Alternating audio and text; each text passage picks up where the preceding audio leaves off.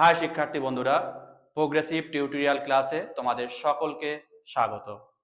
আজকে তোমাদের নবম শ্রেণীর একটি বিখ্যাত কবিতা আকাশের সাতটি তারা, এই কবিতাটি পুঙ্খানুপুঙ্খ বিশ্লেষণ করার চেষ্টা করব।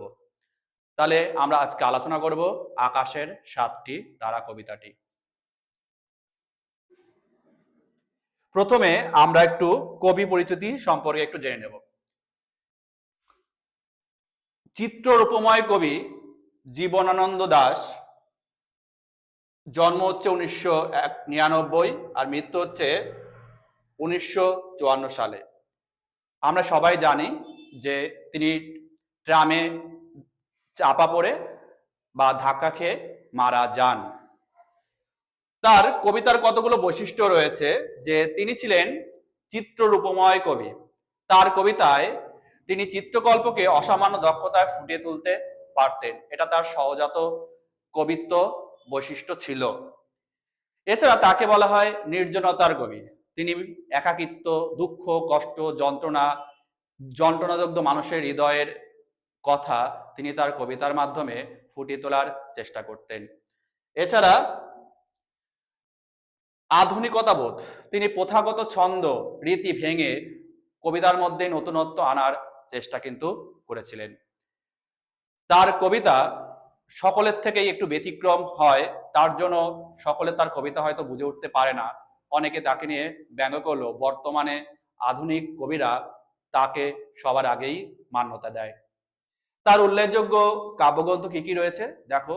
ঝরা পালক, এটি তার প্রথম প্রকাশিত কাব্যগ্রন্থ। এরপরে রয়েছে ধূসর পাণ্ডুলিপি, আধুনিক বাংলা কবিতার অন্যতম শ্রেষ্ঠ দলিল এটা। বনলতা সেন, তার বিখ্যাত একটি কাব্যগ্রন্থ বনলতা সেন কবিতাটি তিনি এই কাব্যগ্রন্থে লিখেছেন। এছাড়া রয়েছে মহাপৃথিবী, সাতটি তারা তিমির, রূপসী বাংলা। এই রূপসী বাংলা কাব্যগ্রন্থটি কিন্তু মৃত্যুর পরে প্রকাশিত হয়। যা হোক, আমরা তার সম্পর্কে একটু জানলাম। এবার আমরা মূল কবিতায় ফিরে যাই। আকাশের সাতটি তারা কবিতাটি লিখছেন কবি জীবনানন্দ দাশ। যে কাব্যগ্রন্থ থেকে এই কবিতাটি নেওয়া হয়েছে তা হচ্ছে রূপসী বাংলা। কোন বাংলা? না, রূপসী বাংলা।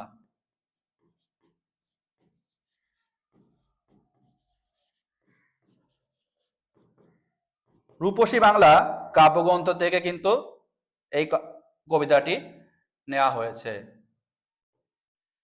দেখো, এই কবিতাটি হচ্ছে একদিকে প্রকৃতি, প্রেম ও নিঃসঙ্গতার অপূর্ব কাব্যরূপ।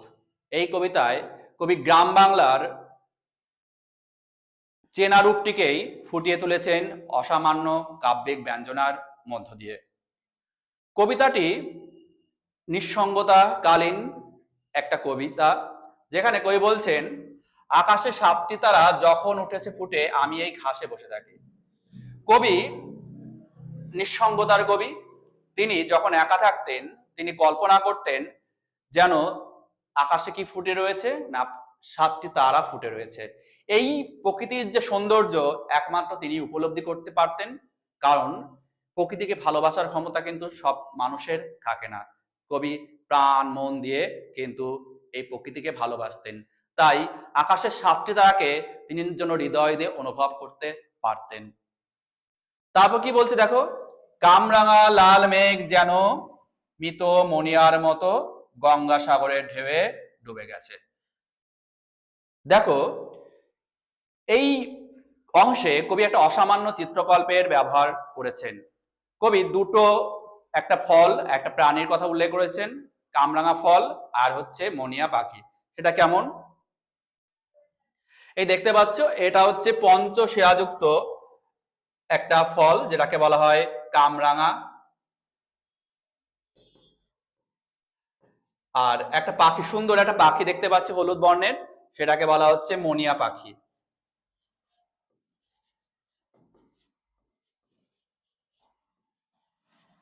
দুটোই কিন্তু হলুদ বর্ণ ধারণ করে। তো কবি কি বলতে চাইছেন, যে বাংলার বুকে সন্ধ্যা নেমে আসার এক অসামান্য চিত্রকল্প এই দুটো ওয়ার্ড দিয়ে কিন্তু ফুটিয়ে তুলতে চেয়েছেন। একটা কামরাঙা ফল, অন্যদিকে মণিয়ার পাখি। মণিয়া পাখি এমন একটা পাখি যে সাধারণত চঞ্চল প্রকৃতির। যখন সে মৃতপ্রায় হয়ে যায় তার মধ্যে কিন্তু আর চঞ্চলতা থাকে না। ঠিক তেমনি সূর্য যখন অস্ত যেতে শুরু করেছে, গঙ্গা সাগরের ঢেউয়ে যখন অস্তমিত সূর্য ডুবে যাচ্ছে, সেই অসামান্য প্রাকৃতিক সৌন্দর্যটাকে কবি এই উপমা দুটি ব্যবহারের মাধ্যমে ফুটে তুলতে চেয়েছেন কবিতায়। তারপর কি বলছেন? আসিয়াছে শান্ত অনুগত বাংলার নীল সন্ধ্যা। কবি বলছেন যে এইভাবে বাংলার বুকে ধীরে ধীরে ধীরে ধীরে কি নেমে আসে না, সন্ধ্যা নেমে আসে। যেটা কি বলছে?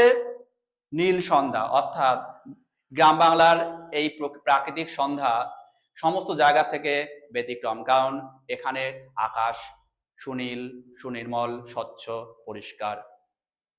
তারপর বলছেন কেশবতী কন্যা যেন এসেছে আকাশে। কবি কল্পনা করেছেন এই আকাশের ঘন অন্ধকারটাকেই যেন কবি কল্পনায় এক কেশবতী কন্যার সঙ্গে তুলনা করেছেন। কবি কল্পনায় সমগ্র আকাশে যেন ছড়িয়ে পড়ছে এক কেশবতী কন্যা। তারপর কি বলছে দেখো, পৃথিবীর কোন পথে এ কন্যারে দেখিনিকো, দেখি নাই অত অজস্র চুলের চোমা, হিজলে কাঠালে জামে ঝরে অবিরত। কবি বলছেন যে এই কন্যাকে পৃথিবীর অন্য কোনো জায়গায় দেখতে পাওয়া যাবে না, শুধুমাত্র গ্রাম বাংলার প্রকৃতির মাঝে কিন্তু এই কন্যাকে উপলব্ধি করা যাবে। যে ধীরে ধীরে ধীরে যখন অন্ধকার নেমে আসে, হিজল, জাম, কাঁঠাল সমস্ত জায়গায় যেন তার অন্ধকারটাকে ধীরে ধীরে ছড়িয়ে দেয়। এই কবিতাটা বাঙালির নিজস্ব একটা কবিতা হয়ে ওঠে, বাংলার কবিতা হয়ে ওঠে, যেটা বাঙালির রূপ সৌন্দর্যটাকে কবি অপূর্ব ভাষায় বর্ণনা করেছেন এই কবিতার মাধ্যমে। তারপর কি বলছেন দেখো, জানি নাই অত স্নিগ্ধ গন্ধ জ্বরে রূপসী চুলের বিন্যাসে।